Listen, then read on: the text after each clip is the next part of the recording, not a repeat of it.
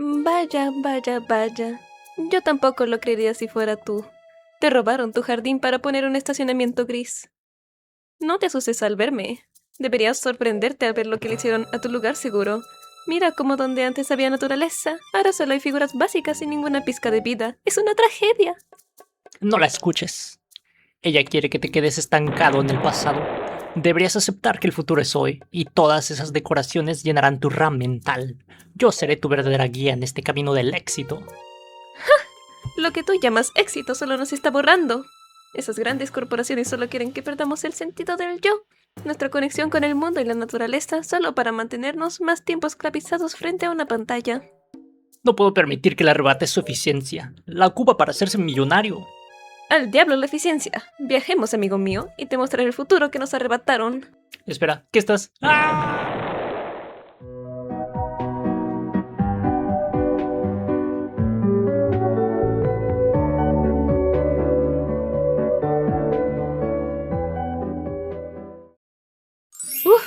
Por fin puedo respirar aire limpio. Ante ustedes, el futuro que nos prometieron. Un paisaje ideal donde no existen las preocupaciones y puedes detenerte a oler las flores. ¡Ach! Ay, esto es incómodo. ¿Podemos irnos ya? No aguanto tener tantos detalles. El frutiger no es solo detalles, es un lenguaje de diseño humanista que dominó el mundo desde 2004 hasta el 2013. Se llama así por la tipografía Frutiger y la interfaz Aero de Windows Vista. ¿Ves ese botón?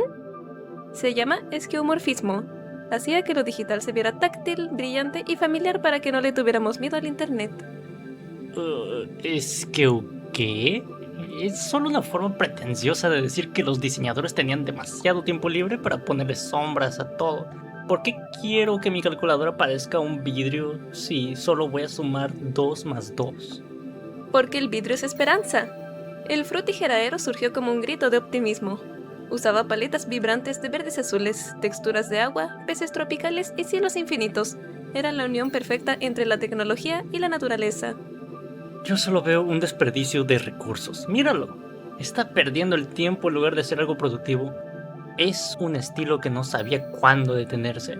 Había planetas Tierra flotando en el cielo sobre el mismo planeta Tierra. Es ilógico. No debía tener lógica.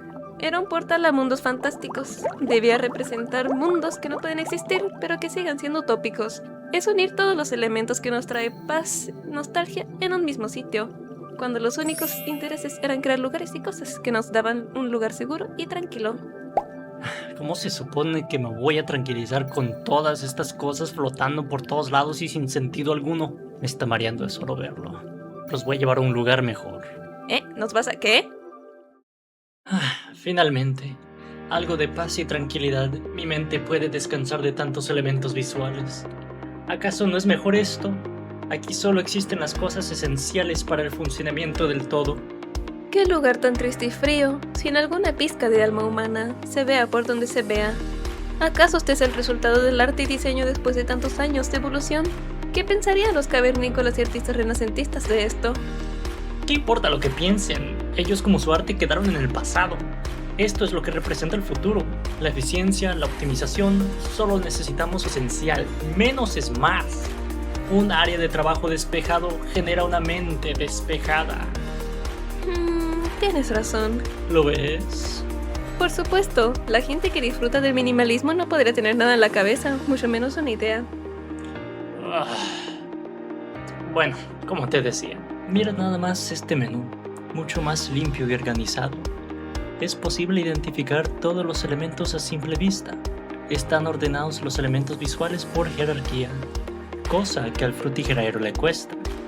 Observen este icono. Es muy fácil identificar qué hace con la menor cantidad de detalles posible. De este modo cansamos menos al usuario, así puede gastar menos esfuerzo mental. ¿En serio ver un icono complicado gasta tanta energía cerebral a los fanáticos del minimalismo empresarial?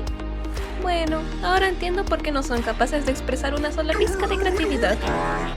El minimalismo busca explotar la creatividad, resumiendo la idea en la menor cantidad de detalles sin que pierda su significado. Eso requiere un esfuerzo mayor, es ver el mundo de manera optimizada. Interesante. Va más allá de solo querer eliminar los colores brillantes, tipografías interesantes y matar el diseño. Se trata de buscar el mismo significado con la menor cantidad de información posible, porque de esa manera es posible.